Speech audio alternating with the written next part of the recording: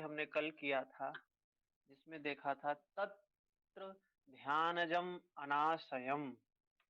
जो पीछे जिसके बारे में बताया गया था, जिस सूत्र के बारे में, क्या है पीछे वाला सूत्र? एक चित्त जो सभी वृत्तियों को भेद कर इष्ट से जोड़ता है,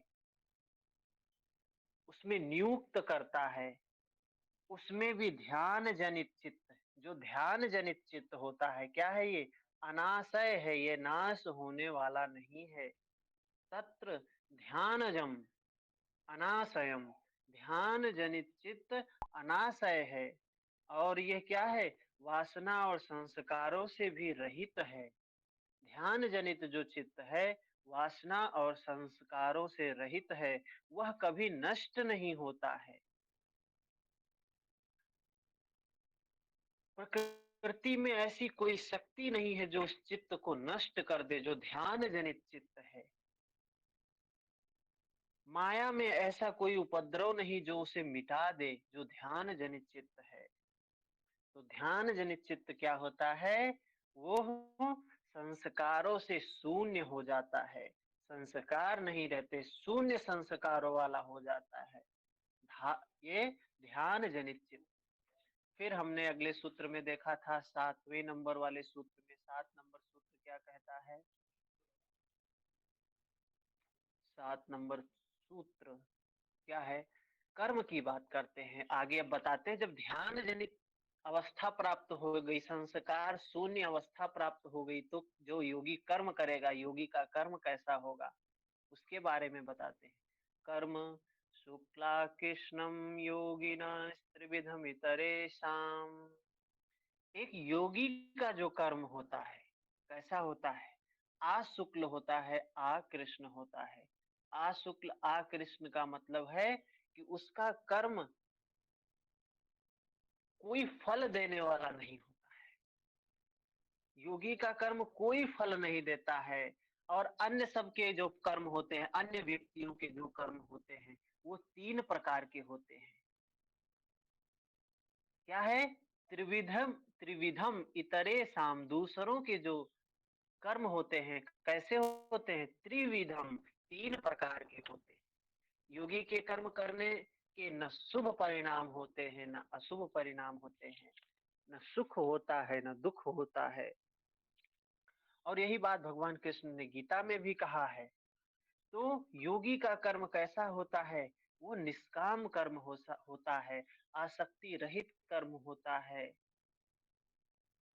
ईश्वर को समर्पित करके कर्म होता है, निमित्त मात्र बन के कर्म होता है। तो उस कर्म की बात करें, ये योगी का कर्म है। और दूसरों का कर्म कैसा होता है? 3 प्रकार का होता है। उसके बाद कहते हैं, 3 सकामी जो पुरुष होते हैं, उनका कर्म कैसा? अच्छा कर्म, बुरा कर्म, मिश्रित कर्म, 3 प्रकार का कर्म होता है जो ऐसे व्यक्ति होते हैं। तो आगे देखते हैं, 8 नंबर सूत्र क्या कहता है। उसी से संबंधित कुछ बात बताता है कि जो 3 साधारण मनुष्यों के जो 3 कर्म हैं, उनके उन कर्मों का भोग किस प्रकार का होता है? कहते हैं, ततस्त द्वीपकानुगुणानामेवाभिव्यक्ति आसनानाम्। ततः, उन जो पीछे बताया 3 प्रकार के कर्म, जो 3 प्रकार के कर्म हैं, क्या हैं? ततस्त द्वीपा का गुणानामेवा, उनके फल भोग अनुकूल वासना, वासना नाम, वासनाओं की क्या है? ही अभिव्यक्ति होती है। क्या कह रहे हैं, इसको थोड़ा सा समझने का प्रयास करें। जो 3 प्रकार के कर्म, कर्मों से जो फल भोग के समय अनुकूल वासनाओं की क्या होती है? अभिव्यक्ति होती है। अर्थात वासनाएं उपयुक्त वातावरण और क्षेत्र पाने पर ही प्रकट होती है। जिस समय जिन वासनाओं के प्रकट होने का अवसर आता है, उस समय केवल वे ही प्रकट होंगी, शेष सब संचित रहती हैं। जो योगी नहीं है, जो योगी नहीं है, जो बाह्य स्तर पर है अभी, उनके कर्मों का फल 3 प्रकार का होता है। तो क्या कहते हैं, जैसे हर व्यक्ति कर्म करता है, कर्म किए बिना कोई रह ही नहीं सकता। कारण क्या है? ये प्रकृति के गुणों से वो बना है, गुणों की वजह से वो कर्म करता है। जो जैसा होता है वैसा कर्म करता है, जो जैसा होता है वैसा आहार ग्रहण करता है। हमने गीता में तो देखा ही, सात्विक व्यक्ति सात्विक देव की पूजा करते हैं, सात्विक आहार ग्रहण करते हैं, सात्विक गुण होता है उनका। तो कर्म करते हैं, और जो कर्म करते हैं उस कर्म का फल भी आता है। अगर हमने धरती में एक बीज डाला तो उससे तो पेड़ अंकुरित होगा, पेड़ बनेगा, पेड़ बन के फल आएगा। तो फल हो सकता है किसी का फल जल्दी आ जाए, किसी का फल जैसा कर्म वैसा फल। जल्दी आएगा अगर फल तो उसी तरीके का कोई बीज रहा होगा, जल्दी परिणाम लाने वाला होगा। देर में आता है तो उसका टाइम ज्यादा रहा होगा, काल उसका ज्यादा रहा होगा।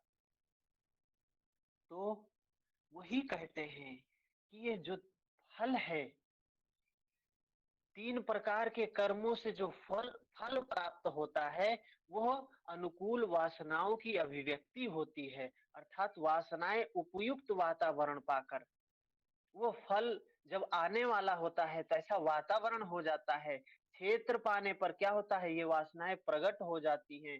जिस समय जिन वासनाओं के प्रकट होने का अवसर आता है, उस समय केवल वे ही प्रकट होती है। तो जिनका जब अवसर आएगा तभी तो वही प्रकट होगा। जिनका जब मरने का अवसर आता है तभी एक साथ कोई व्यक्ति मरता नहीं, एक साथ कोई जन्म नहीं लेता है, एक साथ कोई युवा नहीं होता है। तो सब में सबका समय है। जैसे जैसे संस्कार बने हैं वैसे वैसे उनका आविर्भाव होता है, प्रगटीकरण होता है। तो शेष सब संचित रहते हैं। तो जो भी योगी हैं, उनके तो कर्म के बारे में बताया कि उनका कर्म कैसा होता है, ना पुण्य है ना पाप है। लेकिन जो शेष जब 3 लोग हैं, वो 3 प्रकार के कर्म करते हैं। सात्विक कर्म, राजसिक कर्म, तामसिक कर्म। सात्विक क्या है? शुक्ल, राजसिक कृष्ण, तामसिक मिश्रित।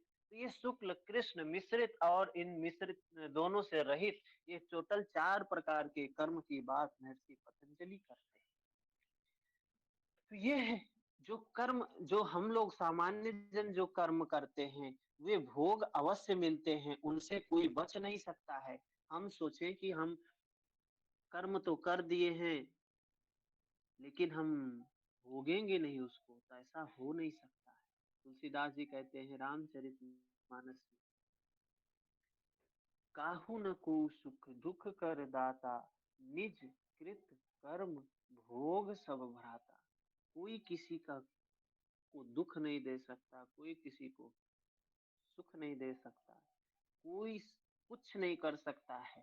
आपके कर्म ही आपको दुख और सुख लेके आते हैं। कोई व्यक्ति नहीं सुख दे सकता है, कोई व्यक्ति परिस्थिति नहीं दे सकती, कोई वस्तु नहीं दे सकता। आपकी कर्म है वो, आप सिर्फ, वो लोग क्या बन जाते हैं? निमित्त मात्र बन जाते हैं। वो लोग सिर्फ माध्यम बन जाते हैं। व्यक्ति, परिस्थिति, वस्तु सिर्फ माध्यम बन जाती है। फल तो मुझे अपने कर्मों का मिलता है, अपने संस्कारों का मिलता है, जो हमने संचित किया हुआ है। ठीक है, आगे बताते हैं, इसी के बारे में बताते हैं क्या, कि जब ये कर्म संस्कार तो अनेक जन्मों के अनंत होते हैं। जब कर्म संस्कारों से ही हमको फल मिलता है, तो संस्कार तो अलग अलग जन्मों में, ये मन में प्रश्न एक आना चाहिए कि इतने जन्मों में हमने जन्म लिया है, पता नहीं कितने जन्मों से ऐसे जन्म लेते हुए, कर्म करते हुए, मरते हुए, फिर जन्म लेते हुए, कर्म करते हुए, मरते हुए आ रहे हैं। उनमें तो देश, अलग अलग देश में जन्म लिया, हो सकता है यहाँ अभी हम भारत में हैं, किसी और देश में जन्म लिए होंगे, या किसी देश से मतलब कि अलग अलग योनियों में जन्म लिया। काल अलग अलग समय में जन्म लिया, आज के काल से हजारों साल पहले भी जन्म लिया, आज भी जन्म, जन्म जन्मांतर का ये अंतर पड़ जाता है। इस स्थिति में वर्तमान जन्म के अनुरूप फल भोग की वासनाएं कैसे उत्पन्न होती, इस पर कुछ कहते हैं। क्या कहते हैं? जाति देश काल व्यवहिता नाम व्यंतर्ये स्मृति संस्कारयोरे करूपत्वात्। जाति देश काल क्या है? जाति। ये जाति जो जितनी योनियां है उतनी जाति है, जितने जीव है शरीर है उतनी जाति है। देश क्या है? देश। ये कहीं भी इस भूखंड में कहीं भी हो, हम कहीं भी जन्म लें, उससे कोई फर्क नहीं पड़ता है। कहीं भी जन्म ले ले, किसी भी जीव जंतु का जन्म ले ले और किसी भी काल में जन्म ले ले, इन तीनों का व्यवधान होने पर भी अपरि अनंतरयम, मतलब कर्म के संस्कारों में व्यवधान नहीं होता है। आपको फल तो भोगना पड़ेगा, चाहे यहाँ जन्म लो चाहे कहीं जन्म लो। मनुष्य का शरीर लो या किसी और जीव जंतु का शरीर ले लो, आज जन्म लो या 10,000 साल बाद जन्म लो, कोई फर्क नहीं पड़ता। आनंतरियम, कर्म के संस्कारों में व्यवधान नहीं होता है। स्मृति संस्कारियो, क्यों? क्योंकि स्मृति और संस्कार दोनों दोनों का क्या है? एक ही स्वरूप है। तो क्या बताते हैं इसमें? जाति अर्थात जन्म, देश अर्थात किसी भी स्थान या काल अर्थात समय, इन तीनों का व्यवधान रहने पर भी कर्म संस्कारों में आनंतर्यम, व्यवधान नहीं होता है। कर्म के संस्कारों में व्यवधान नहीं होता। क्यों नहीं होता? क्योंकि स्मृति और संस्कार दोनों एक ही स्वरूप है। स्मृति में वही उभरता है जो संस्कारों में होता है। संस्कार में जो होगा वही स्मृति पे आएगा, संस्कार में नहीं होगा तो नहीं आता है। उस समय स्मृति भली प्रकार शुद्ध हो जाती है। कब? जब इन संस्कारों का उभरना समाप्त हो। जब ये संस्कार समाप्त हो जाते हैं तो स्मृति क्या हो जाती है? शून्य हो जाती है। आप स्मृति एक सामान्य उदाहरण ले सकते हैं, मेमोरी। जो अपने फोन पे हम मेमोरी लगाते हैं, मेमोरी से सारा डाटा हटा दीजिए, ये डाटा क्या है? संस्कार है। सारा डाटा हटा देंगे तो क्या हो जाएगा? शून्य हो जाएगा। मेमोरी में कोई भी संस्कार नहीं रह गया, पूरा शून्य हो गया, खाली हो गया। वही कहा गया स्वरूप शून्यवार्थ मात्र निर्भाषा निर्वितर्का। स्मृति इस समय पूर्ण रूप से शुद्ध हो जाती है, शून्य हो जाती है। जब चित्त का स्वरूप शून्य हो जाता है तो ध्येय मात्र का क्या रहता है? आभास रह जाता है। ध्येय मात्र का आभास रह जाता है। यह क्या है? निर्वितर्क समाधि। और बीज विद्यमान है जब भीतर कुछ संस्कार शेष ही नहीं है। जब भीतर संस्कार शेष है ही नहीं तो अब स्मृति में उभरने क्या है? उभरे भी क्या? क्या उभरेगा जब कुछ बचा ही नहीं? अब जब मेमोरी में कुछ रह ही नहीं गया तो फिर डिलीट क्या करेंगे? कुछ ही नहीं रहेगा डिलीट करने के लिए, और कुछ कर भी नहीं सकते क्योंकि उसमें मेमोरी में कुछ है ही नहीं। तो क्या हो जाती है? गति जो है, ध्यान की गति अबाध हो जाती है, कोई बाधा रहित हो जाती है। ये संस्कार ही है तो बाधा डालते हैं चित्त में। तो यह जन्म जन्मांतरों में यत्र सर्वत्र करता क्या है?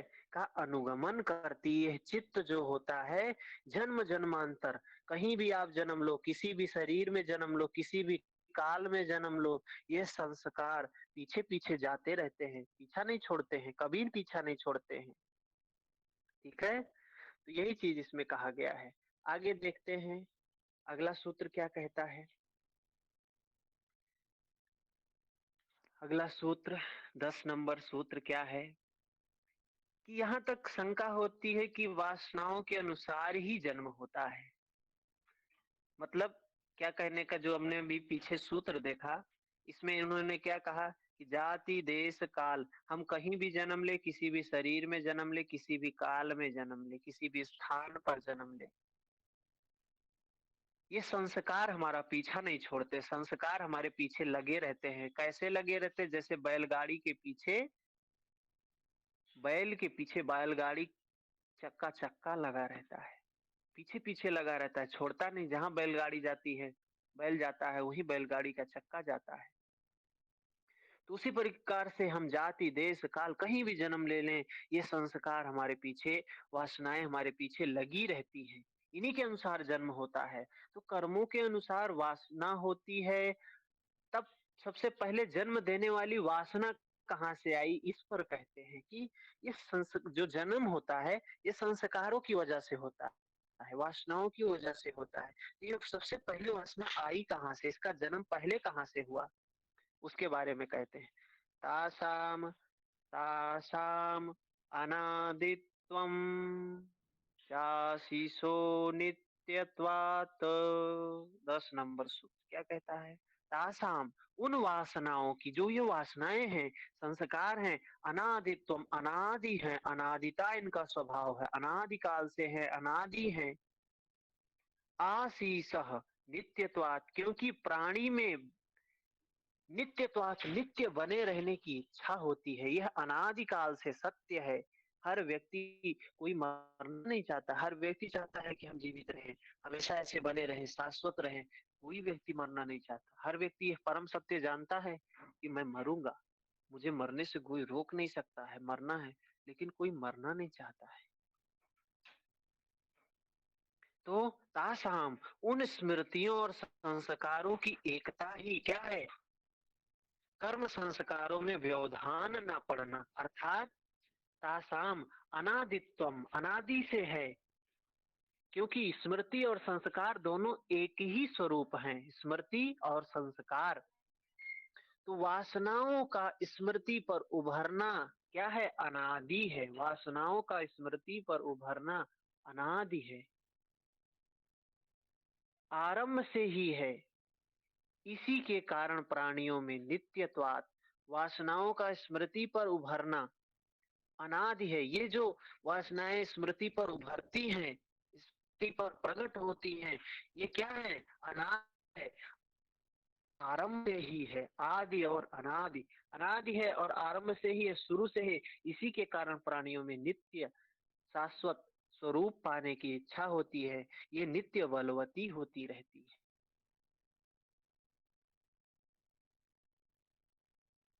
11 नंबर सूत्र है। 11 नंबर सूत्र कहता है, किस प्रकार यदि वासनाएं अनादि हैं, तब तो इनका अभाव भी नहीं हो सकता। जब कोई चीज अनादिकाल से है, तो उसका अभाव कैसे होगा? प्रश्न तो बनता ही है मन में। कोई कहे कि यह चीज अनादि है, आरंभ से है, तो जब आरंभ से है तो इस अंत भी नहीं होगा, इसका अंत तक रहेगा।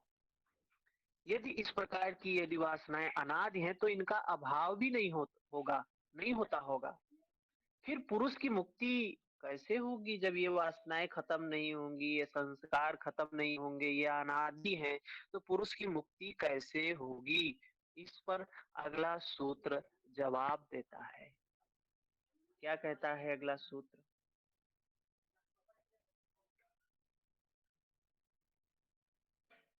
आज हमने एक ग्रुप में मैसेज नहीं भेजा तो कितने लोग जुड़े ही नहीं, उनको लगा कि आज क्लास ही नहीं होगी।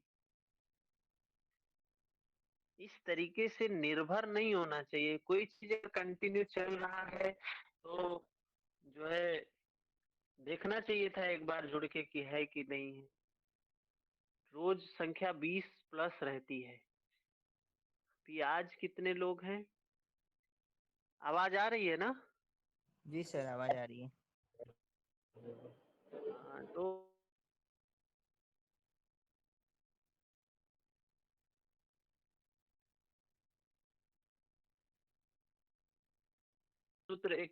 सूत्र है, ये धागा टूट गया एक बार तो काम खत्म। धागा इसलिए हमने 5-5 सूत्र का पकड़ा है।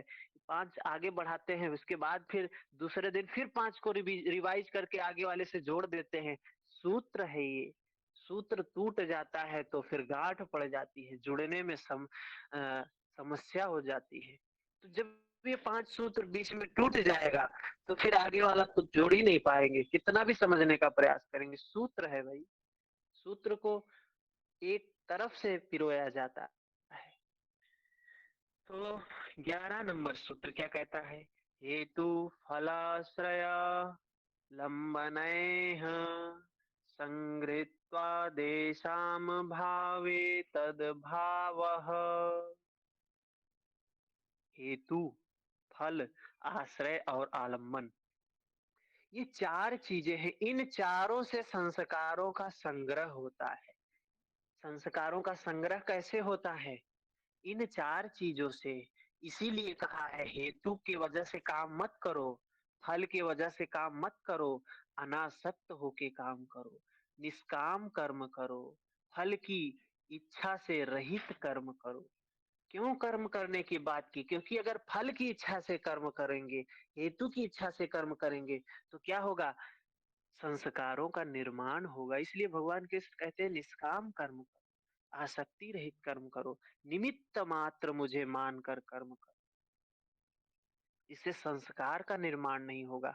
तो संस्कारों का निर्माण का आधार क्या बताया? हेतु फलाश्रयालंबनैः संगृहीत्वा। संगृहीत्वा, इनके द्वारा संग्रहित होते हैं, जिससे वासनाएं क्या होती हैं? संग्रहित होती हैं। संस्कारों का संग्रह होता है, जिससे वासना गतिशील होती है। जब संस्कार संग्रहित होते हैं तो वासना गतिशील होती है। और संगृहीत्वा देशाम भावे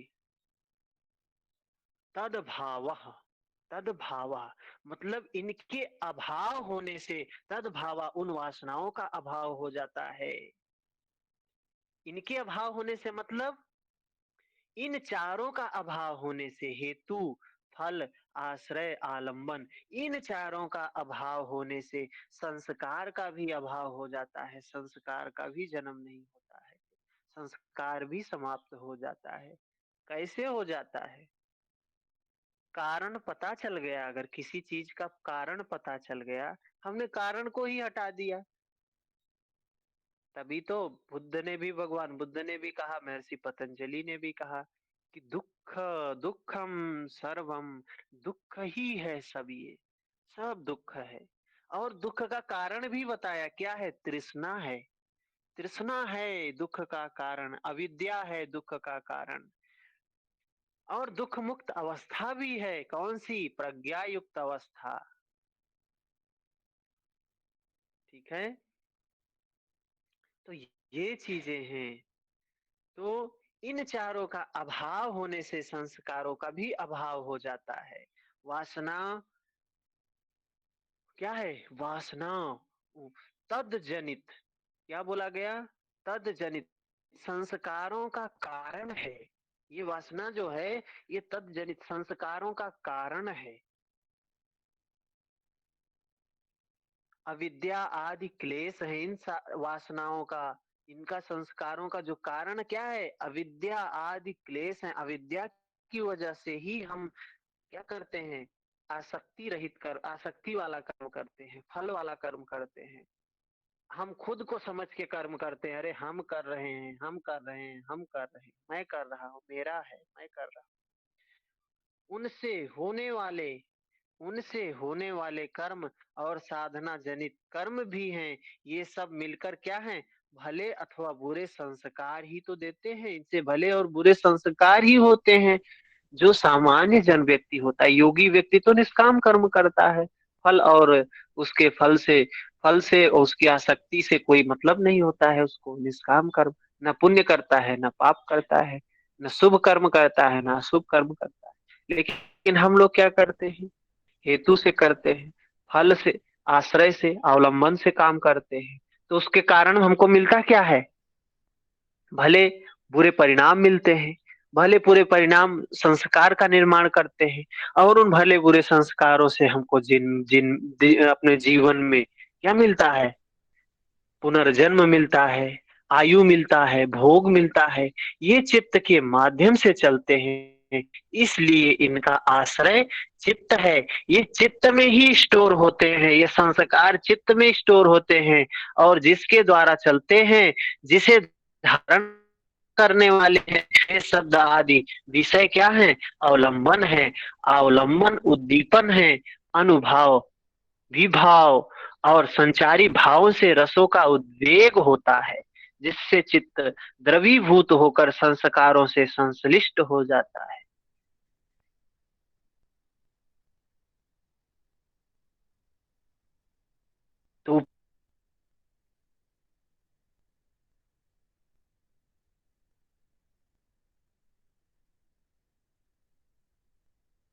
का जागरण होता है।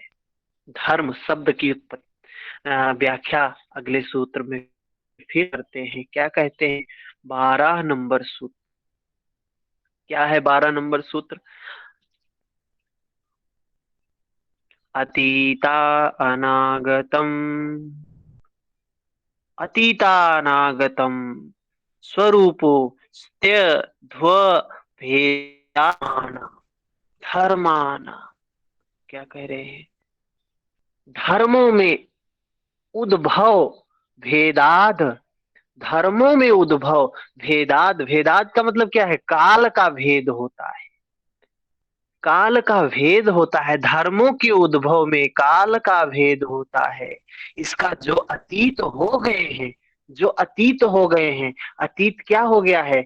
जो बीत गया है। क्या बीत गया है? अविद्या, वासना, चित्त, चित्त की वृत्तियां, ये सब जो समाप्त हो गई हैं, अतीत हो गई हैं, बीत गई हैं, ये समाप्त हो गई हैं। तभी तो योगी किसमें हो गया है? सम, समता में स्थित हो गया है। और जब योगी समता में स्थित हो गया, ये समाप्त हो गई हैं इत्यादि, और जो अनागत हैं, जो आने वाली हैं, जो अभी आई नहीं है, अभी प्रकट नहीं हुई है, अनागत हैं। एक होता है आगत, एक अनागत, एक अतीता। तो अतीत जो अभी बीत गया, अनागत जो आया नहीं है, आगत जो आ रहा है, सामने है। तो ये शब्द है वर्तमान भूत भविष्य को ही यहाँ पे अतीतागत बोला गया है। अतीत का मतलब भूतकाल, और अनागत जो भविष्य में आएगा। तो धर्मा नाम, धर्मों में उद्भव भेदाद, काल का भेद होता है। इसका जो अतीत जो बीत गया है, जो भूत,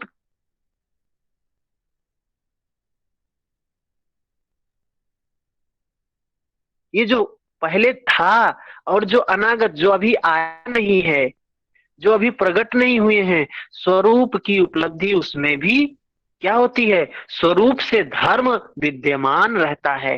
धर्म विद्यमान रहता है। धर्म में काल का भेद होता है।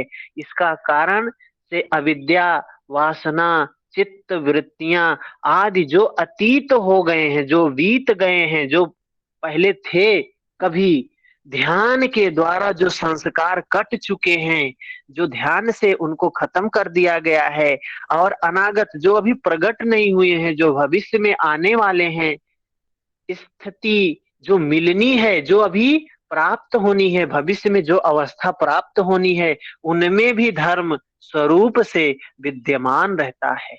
धर्म उसमें भी विद्यमान रहता है। जो आएगा, जो चला गया, उसमें भी धर्म विद्यमान था। परम चेतना परमात्मा क्या है? धर्म है। धर्म क्या है? परम चेतन तत्व, सत्य, नित्य, शाश्वत, ध्रुव क्या है? परमात्मा है। धर्म न दूसर सत्य समाना। धर्म जो है दूसरे सत्य के समान नहीं। धर्म क्या है? सत्य है। सत्य ही परमेश्वर है, सत्य ही ईश्वर है। भगवान कृष्ण कहते हैं अर्जुन से, सर्व सर्वधर्म परित्यज्य, क्या है? सर्व धर्मों का त्याग करके अर्जुन समस्त धर्मों की चिंता छोड़ एकमात्र मेरी शरण हो जा। एक ईश्वर की शरण ही धर्म है। किंतु वे धर्म क्या है? अगला सूत्र कहता है 13 नंबर, धर्मों का असली स्वरूप क्या है, उसके बारे में भी बताते हैं। क्या है? ते व्यक्त सूक्ष्म गुणात्मानः, ते व्यक्त सूक्ष्म गुणात्मानः। वे धर्म व्यक्त स्थिति में और सूक्ष्म स्थिति में गुण स्वरूप ही है। मतलब क्या कह रहे हैं, समझने का प्रयास करें। वे धर्म कौन से धर्म? व्यक्त स्थिति में, सूक्ष्म रूप स्थिति में, व्यक्त स्थिति में और सूक्ष्म स्थिति में स्वरूप, गुण स्वरूप ही हैं। गुणों का जैसा सात्विक, राजसिक, तामसिक, उन्नत, मध्यम, मलिन प्रभाव रहता है, वैसा ही इनका रूप होता है। क्या कह रहे हैं ये? गुण कितने होते हैं? तीन गुण हैं।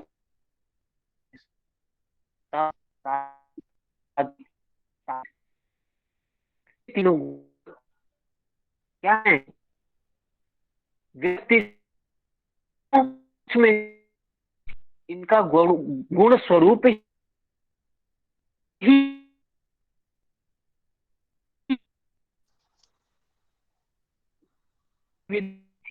आवाज कट। तथा गुणों के बारे में। सभी को कट रही है आवाज?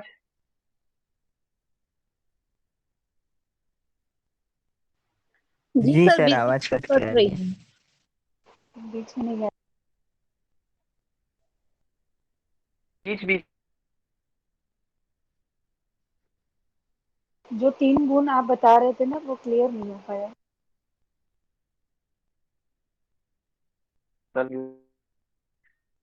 बताया गया जो स्वभाव है सात्विक गुण। महर्षि पतंजलि ने क्या, प्रकाश, क्रिया, स्थिति, शीलम, इन गुणों का धर्म क्या है? शील, शील का मतलब सुबह भी हमने देखा, शील शब्द क्या है? धर्म वाचक है। धर्म को ही शील कहा गया है। तो ये शील, महर्षि पतंजलि भी कह रहे हैं, प्रकाश, क्रिया, स्थिति, शीलम, सत्व गुण का प्रकाश करना शील है, धर्म है। रजोगुण का क्रिया करना धर्म है। स्थिति करना, स्थिति रोकना, स्थिति अवरुद्ध करना, व्यवधान करना, ये तमोगुण का धर्म है। तो व्यक्ति स्थिति में या सूक्ष्म स्थिति में गुण स्वरूप ही है, वे धर्म गुण के ही स्वरूप हैं। गुणों का जैसा सात्विक, राजसिक, तामसिक, उन्नत, मध्यम, मलिन प्रभाव रहता है, वैसा ही इनका रूप होता है। महर्षि पतंजलि पहले ही अध्याय में बताए हैं, चौथे सूत्र क्या बताए हैं? वृत्ति अच्छा, वृत्ति का रूप होता है। जब वृत्ति है वही आप हैं, जैसी वृत्ति वैसे ही आप हो जाते हैं। किंतु जब तीनों गुणों का प्रभाव, आवाज क्लियर तीनों नहीं है। गुण से तीनों गुण भरा हो गए, तो उसकी स्थिति क्या होती है, इसके बारे में थोड़ा सा देखेंगे। अगला सूत्र है, 14 नंबर सूत्र है, क्या है? परिणामैकत्वा द्वस्तु तत्त्वम्। परिणामैकत्वा वस्तु तत्वम। परिणामैकत्व, परिणाम की एकता से, वस्तु तत्वम, वस्तु का वैसा हो जाना। मतलब परिणाम क्या है? सत्व, रज, तम। सत्व, रज, तम प्रकृति के गुण हैं, और प्रकृति के गुणों में परिणाम होता है तो बुद्धि उत्पन्न होती है। बुद्धि का परिणाम अहंकार, अहंकार का परिणाम तीन गुण, इंद्रियां, मन, तन्मात्रा और महाभूत, ये परिणाम है। तो परिणामों की एकता से क्या होता है? परिणाम एकत्व, परिणाम की एकता से वस्तु तत्व, वस्तु का वैसा होना। थोड़ा सा समझने का प्रयास करें क्या है। किंतु परिणाम एकत्वात, क्या है? परिणाम की एकता से वे न सात्विक, न राजसिक, न तामसिक ही हैं। जब परिणाम एक हो गया, मतलब तीनों गुण बराबर हो गए, तो क्या होता है? न वो अब सात्विक रह गया, न राजसिक रह गया, न तामसिक रह गया, क्योंकि तीनों बराबर हैं। अगर किसी में सात्विक गुण ज्यादा होता है तो हम कहते हैं सात्विक, राजसिक किसी में ज्यादा होता है तो कहते हैं राजसिक, किसी में तामसिक ज्यादा होता है तो कहते हैं तामसिक है। लेकिन किसी में तीनों बराबर हो गया तो क्या है? तो इनका कार्य शांत हो गया। तब वस्तु तत्वम, वस्तु तत्वम का मतलब क्या है? योग। वस्तु तत्वम का मतलब है योग। योगाभ्यास तत्व रूप में प्रकट हो गया। योगाभ्यास से क्या होता है? ये ध्यान से, योग से, समाधि से क्या होता है? गुणों में समता आती है। व्यक्ति समान होता है, अर्थात सत्व वस्तु क्या है? दृष्टा आत्मा है। सत्य वस्तु, सत्य वस्तु क्या है? दृष्टा आत्मा सत्य है, आत्मा सत्य है। परमात्मा को विदित कराने दर्शाने वाला हो जाता है। भगवान श्री कृष्ण ने भी बल दिया है इस बात पर। क्या कहते हैं? अर्जुन इस कर्म अर्थात नियत, नियत है कर्म त्वम जाय, ऐसे करके एक श्लोक है। क्या है? नियत कर्म को करें। नियत कर्म किए बिना कोई भी सृष्टि को प्राप्त नहीं कर सकता है। नियत कर्म क्या है? शास्त्र नियत कर्म। शास्त्र नियत कर्म किए बिना कोई भी व्यक्ति सृष्टि को प्राप्त नहीं कर सकता है। उस अंतिम अवस्था को कोई व्यक्ति प्राप्त नहीं कर सकता है। नियत कर्म क्या है? नियतम कुरु कर्म त्वम कर्म जायो है कर्मणः शरीर यात्रापि च तेन प्रसिद्ध है कर्मणः। अर्थात तू शास्त्र विधि से नियत किए हुए कर्तव्य कर्म कर, क्योंकि बिना इन कर्मों को किए कोई प्राप्त नहीं कर सकता है। कोई सृष्टि में प्राप्त कर सका है, न कर सकेगा भविष्य में, न कोई कर सका है, न भविष्य में करेगा।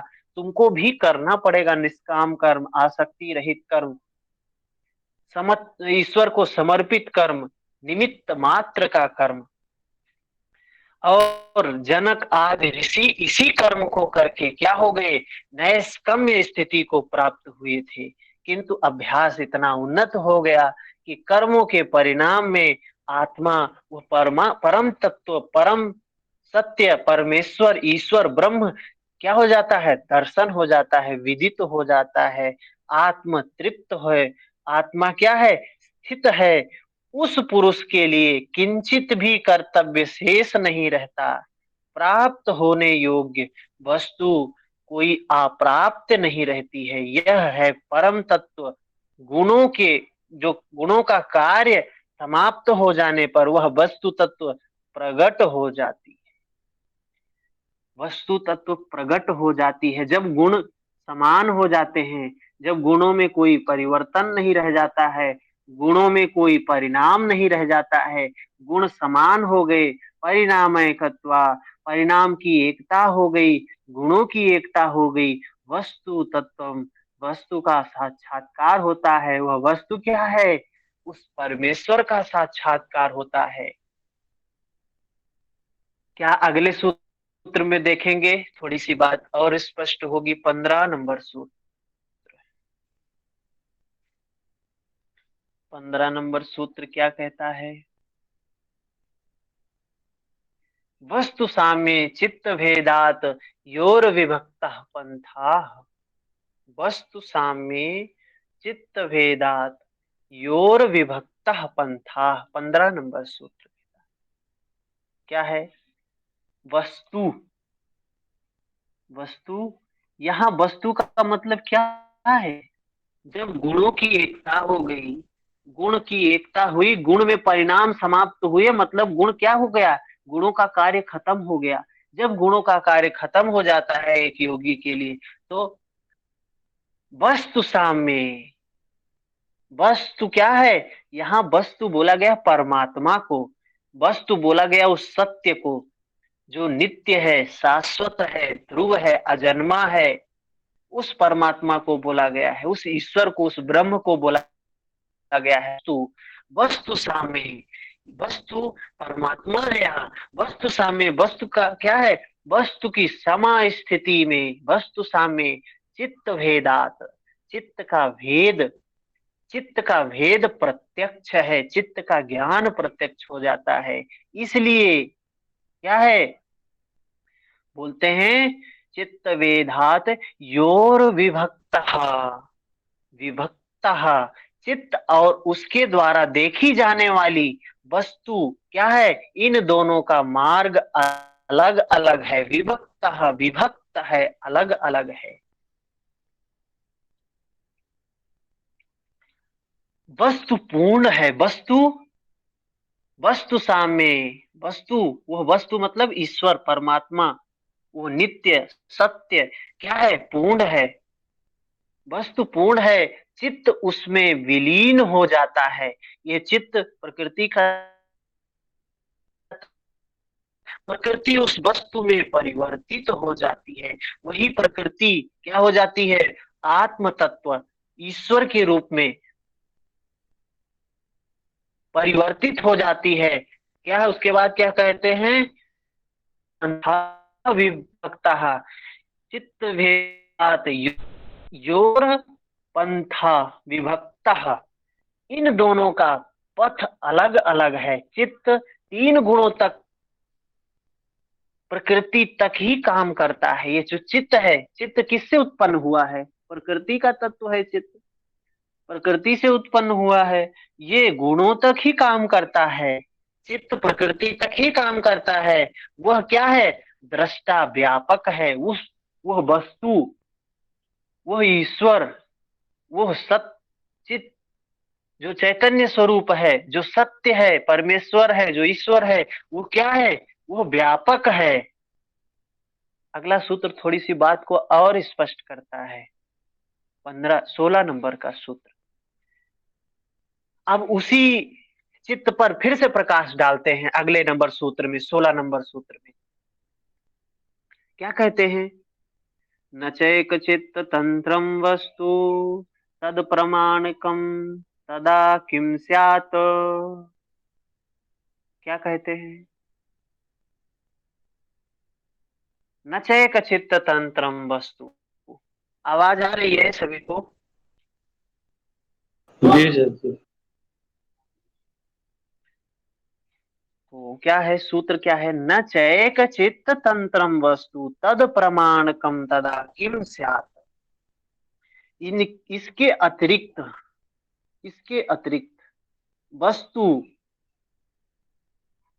इसके अतिरिक्त वस्तु क्या है, चा, चा का मतलब इसके सिवा, वस्तु दृश्य वस्तु, एक चित्त तंत्रम, किसी एक चित्त के अधीन न नहीं है, तद प्रमाणकम, जब वह चित्त का विषय नहीं रहेगी, तदा उस समय किम स्यात्, उस वस्तु का क्या होगा।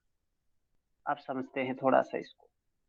इसके अतिरिक्त वस्तु अर्थात वह परमात्मा, वस्तु क्या है, वह परमात्मा किसी एक चित्त के अधीन नहीं है।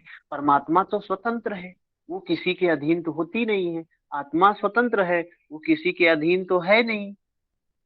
वह आत्मा क्या है, स्वतंत्र है, चित्त के अधीन नहीं है, क्योंकि जब वह चित्त का और अधीन क्यों रहती है, क्योंकि अस्मिता रहता है। अस्मिता में क्या होता है, चित्त और आत्मा दोनों एक हो जाते हैं।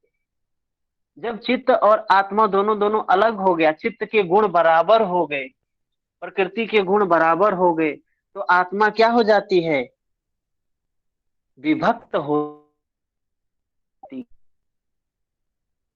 वह किसी अधीन नहीं है। जब वह नहीं रहेगी, तदा उस समय किम स्यात्, तदा किम स्यात्, किम स्यात् का मतलब चित्त का क्या प्रयोजन, चित्त का उपयोग, चित्त का क्या उपयोग रह जाता है उस समय। वह चित्त, वह शांत प्रवाहित रहता है, उसमें कोई हलचल नहीं होती है। क्यों नहीं होती है, हलचल तभी होगी जब गुणों में हलचल हो। अगर गुण तीनों समान हो गए, गुण अगर उसके समान हो गए, तो हलचल कहाँ से होगी, पीछे बताया ही क्या, परिणाम एकत्वा, परिणाम की एकता हो गई, गुणों की एकता हो गई, तो उसमें क्या होता है, वह शांत प्रवाहित होने रहता है। अतः वस्तु जब प्रमाणित हो जाती है, वस्तु जब प्रमाणित हो जाती है, तब चित्त का अलग से क्या काम, अब चित्त का कोई प्रयोजन नहीं रह जाता है। चित्त क्या हो जाता है, चित्त चेतन का ही प्रसारण केंद्र बन जाता है। वह चित्त अब उस ईश्वर का, उस चेतन तत्व का गुलाम हो जाता है, उसी के अनुसार अब काम करने लगता है। और इसके पहले क्या होता है, वृत्त तदा दृष्टु स्वरूपे अवस्थान, वृत्त क्या बताया था चौथे नंबर सूत्र में, महर्षि पतंजलि ने चौथे नंबर सूत्र में क्या बोला है? चौथा नंबर, वृत्ति सारूप्य मितरत्र, वृत्तियों के सारूप व्यक्ति रहता है। यहाँ क्या हो जाता है, अब ये चित्त, वृत्तियां तो समाप्त हो गई, अब चित्त उसका गुलाम हो गया, उसके अनुसार काम करने लगता है, वो चेतन का भी प्रसारण केंद्र बन जाता है। 17 नंबर सूत्र क्या है देख लेते हैं। 17 नंबर सूत्र क्या कहता है? तदुपरागा ते छित्त्वा चित्तस्य वस्तु ज्ञाता ज्ञातम, तदुपरागापे छित्त्वा चित्तस्य वस्तु ज्ञाता ज्ञातम। चित्त, ये जो चित्त है क्या है? उपरागापेक्षी है, उपरागापेक्षी है। तदुपरागा का मतलब क्या होता है? अपने वस्तु पाने की अपेक्षा वाला है। अब घर में मिरर सबके लगा होता है, तो मिरर क्यों लगा होता है? मिरर, शीशा जो होता है, होता है उस में कोई आप अपना शीशा का प्रयोग में आज को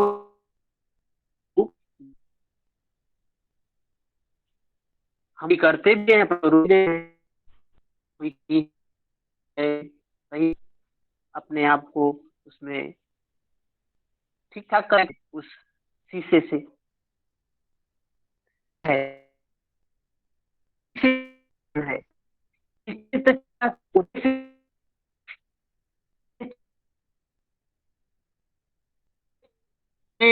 अपने में वस्तु की प्रतिबिंब करता है,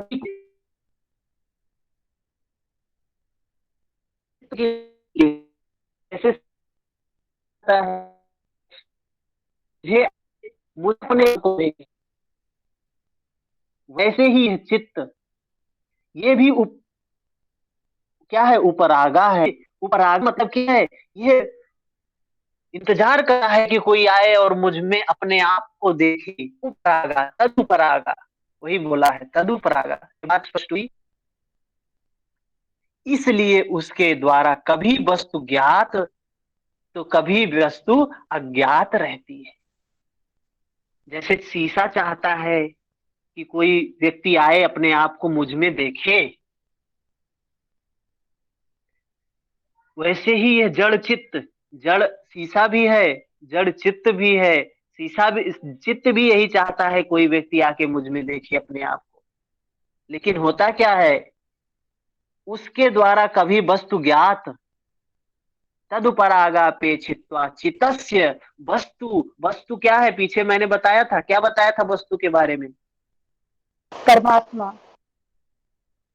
हाँ, वस्तु ज्ञाता ज्ञातम, कभी वस्तु ज्ञात होती है, कभी वस्तु अज्ञात होती है। ये वस्तु कैसा है?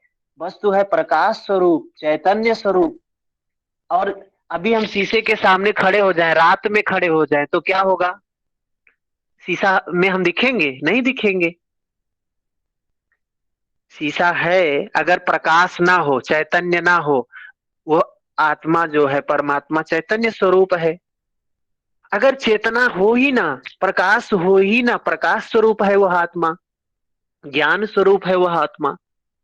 अगर शीशे के सामने बिना प्रकाश के हम खड़े हो जाएं, अंधेरे में खड़े हो जाएं, तो शीशा में हम तो दिखाई नहीं देंगे। वैसे ही कभी वस्तु ज्ञात होती है, वह परमात्मा कभी चित्त में ज्ञात होता है। वस्तु कभी ज्ञात होती है तो कभी अज्ञात होती है, होती रहती है। अर्थात कभी ध्यान पकड़ में आ जाता है, कभी नहीं पकड़ में आता है। कभी परमात्मा पकड़ में आ जाता है, कभी नहीं आता है। कैसे पकड़ में आएगा? जितना वह परमात्मा पकड़वाना चाहता है, जितना भगवान का प्रतिबिंब आया उतना वो देखता है, नहीं आता है तो नहीं देखता है। किंतु परमात्मा सब कुछ जानता है। आपको तो सब पता है ना, आप शीशे के सामने खड़े होते हो तो आपको तो सब पता है। आपको, आप अपने आप को समझ लो कि चेतन तत्व परमात्मा हो, शीशा जड़ है, चित्त है, ये समझो एक उदाहरण के रूप में। अच्छा उदाहरण है, समझने वाला है। कि आप चित्त को समझो कि शीशा है, आप है परमात्मा। तो शीशे में आपका उतना ही स्वरूप आएगा जितना आप दिखाना चाहोगे। शीशे में आप जितना, आप सिर ही, आप अपना सिर ही सिर्फ देख रहे हो शीशे में, तो सिर ही दिखाई देगा। पूरा शरीर देखोगे तो पूरा शरीर दिखाई देगा, आधा शरीर देखोगे तो आधा दिखाई देगा। आप जितना दिखाना चाहोगे उतना ही दिखाई देगा चित्त को, लेकिन आपको तो पूरा ज्ञान है अपने शरीर का। वैसे ही वह परमात्मा है। इस चित्त को जितना दिखाता है चित्त उतना देखता है, आधा दिखाता है तो आधा देखता है, पूरा दिखाता है तो पूरा देखता है। वस्तु ज्ञातातम, यह ईश्वर, यह परमेश्वर, वो ब्रह्म जितना ज्ञात करवाता है उतना ही उसको ज्ञात होता है। वही कहा ज्ञाता ज्ञातम। ठीक है। किंतु परमात्मा सब जानता है, जैसे हम सब जानते हैं शीशा के बारे में, हमारा शरीर कैसा है, क्या है, आगे पीछे सब सब जानते हैं। लेकिन शीशा तो उतना ही देखता है जिसको, जितना उसको हम दिखाते हैं। भगवान जितना बताते हैं चित्त उतना ही जानता है। ठीक है, थोड़ा बात स्पष्ट हुई होगी, लेकिन कल वाले क्लास में चित्त के बारे में और बात स्पष्ट हो जाएगी। अभी हमने 17 तक किया है आज, कल करेंगे आगे। किसी का प्रश्न हो तो बताएं। सर 16 नंबर श्लोक एक बार फिर से स्पष्ट कर दीजिए ना।